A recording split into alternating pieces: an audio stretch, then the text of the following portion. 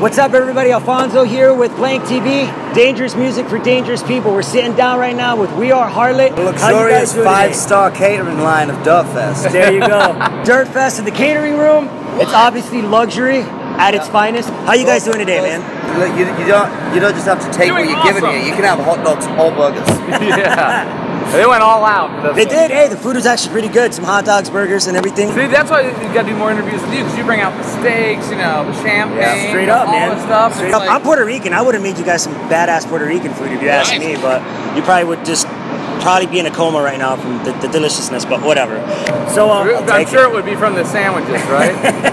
Not from anything else. So I know, is this your guys? Obviously, this is your guys' first year playing Dirtfest, correct? Yes. So what do you guys think so far? Like, what are the pros and cons for you guys? We woke up, got dressed, and started press. So this is all we played last night down in Columbus. So by the time we got done there with meet and greets and the whole thing, we just got up here and basically woke up and came out. So we haven't really had a lot of time to check it out. We saw our good friend Kevin Zink from the Sheet Shop. You know, and I'm from Detroit. Oh, so, okay.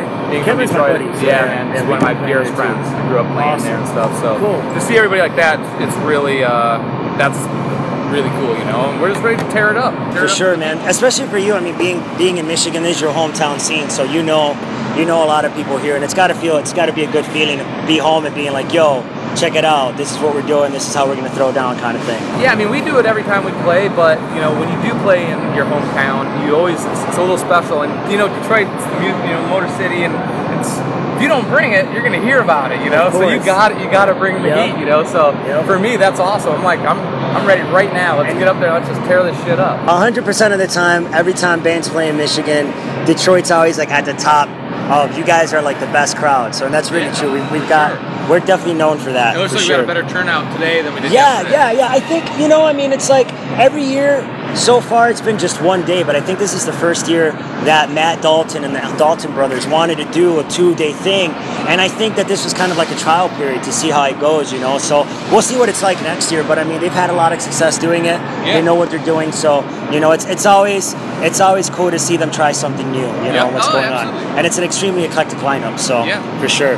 So this is a new project to the public for most people, but bands are always around longer than what people actually realize that they've been around. So, I know that people will be like, oh, We Are Harlot, they're a brand new band, but in actuality, I'm sure you guys have probably had this project for a while. Yeah. How long has the project been in the works? Coming on 4 years. 4 years, wow, so it's been a long time. Yeah, I mean, there were a lot of hurdles, because there was a lot of corporate bullshit that goes along with this entertainment industry, and it really makes it insanely difficult to create and to be artists, which is the whole point of doing this. And there's a whole lot of people that try and stifle or control what's happening who have no business in doing so. Yeah. So it took us a long time to kind of regain the reins and be able to let our creativity flow out into the world and have this happen. Yeah, you got 4 different guys from 4 different bands, 4 different managements, labels, all this stuff. It's not as easy as just to say, hey, let's start making it on because you guys have to everybody contractual bullshit. Has interest, and obviously Danny was in a very popular band, and there's a lot of stuff going on. So, but we knew what we had, and we knew what we wanted, and that was to be able to play music. And music should be heard. It's for the people, and it should be able to get out. And we fought and kicked everybody's ass, and here we are. Now we're sitting with you. Yeah, look at this. Some guy you don't even know. We stomped our feet and screamed around for a while. We were great after like tantrum. Yeah, and eventually people just got sick of us, so they let us do what we want to do. Whatever the fuck you want. So and a bunch of money. Yeah. So, and like you had stated before, obviously this band came together from different projects. We know that you were obviously in Asking Alexandria and stuff. But what other bands was everybody else in the project? Because a lot of the times, I mean, and I think it lends to show that a band is not just one person. It's 4 or 5 people, however many people it is, that bring the creativity. And I think a lot of people sometimes can get stuck on the fact that you have Danny from Asking Alexandria, but there's a lot more that goes to a band, and I want to be asking there are that. other people in this band. Exactly. Now, personally, I don't think that matters. But, of course. Well, Brian, our bass player, is from Philly. He played in a great band called Silvertide. Oh, he was in Silvertide. Great band. Yeah, that's a great rock band. So there you go. Very big a lot band. of times.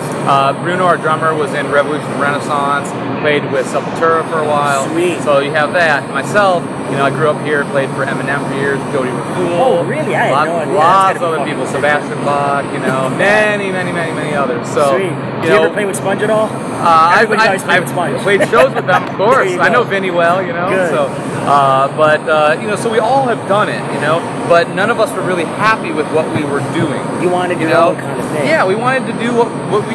Music is so important to us, and it means everything, man. It's like it's our whole being, you know. So when you do it and you're not being able to do it the way you love it, it's frustrating. Yeah. So we got to the point of frustration. We're like, you know what? Now we're gonna do it, and we're gonna do it the way we always want to do it. And we have 4 guys that are literally best friends that get to play the music that we love. I could never be happier in my life. For sure. That's for sure. And it shows.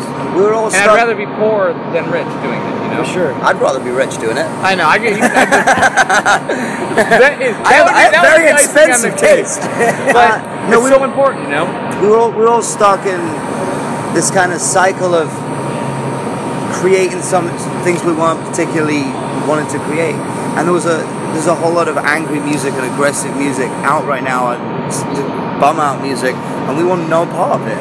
We're here to play some feel good rock and roll with a bunch of funk music and just have a good time. And rock and we metal want and all to those see everyone influences. smiling. We want to see people dancing, and we want to see people leaving having a good time. And it was such a breath of fresh air to finally be able to do it. Yeah. No, and I think you made a really good point, especially when it comes to heavy music. I'm in a band myself here that's playing today later on the stage, and What band? we're called Heartsick. We used to be called No Life, but we changed our name to Heartsick. Nice. And you know, and we're a metal band, but I can definitely attest to that.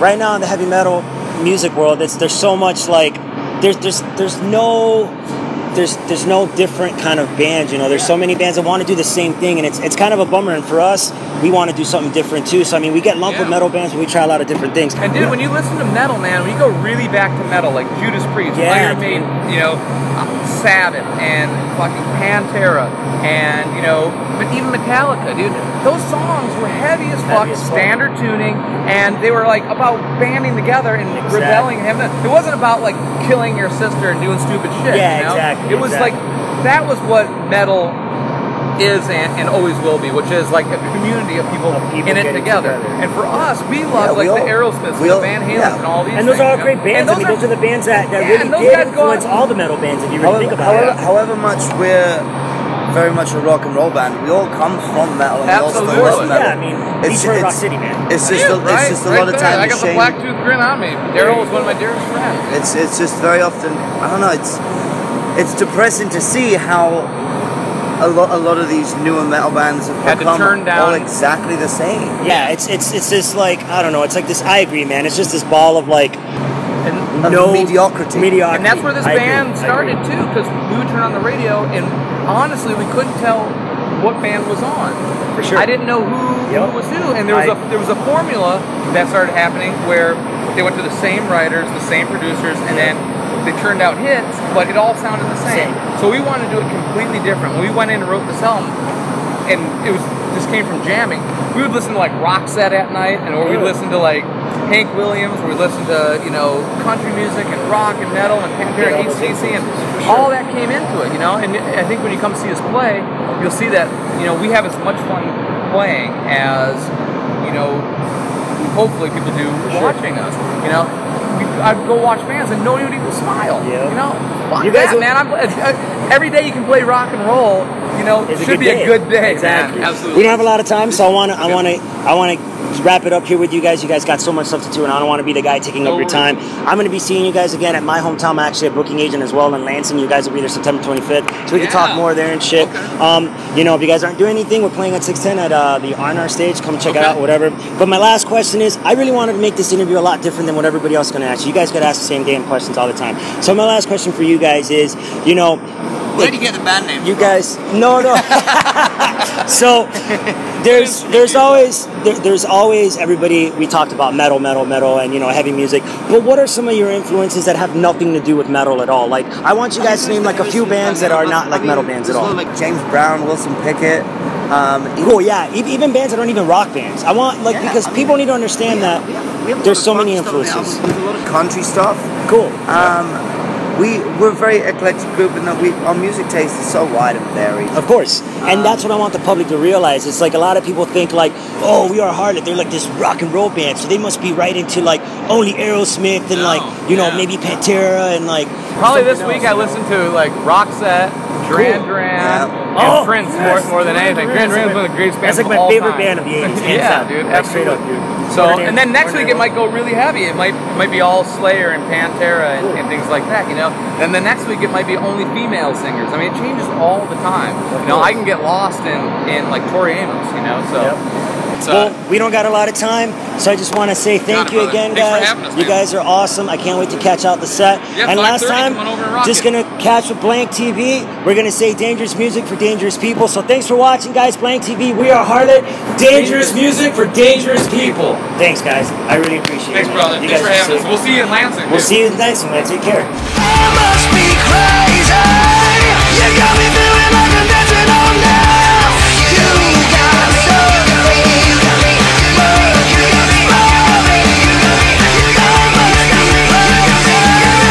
You got me feeling like I'm dancing on now.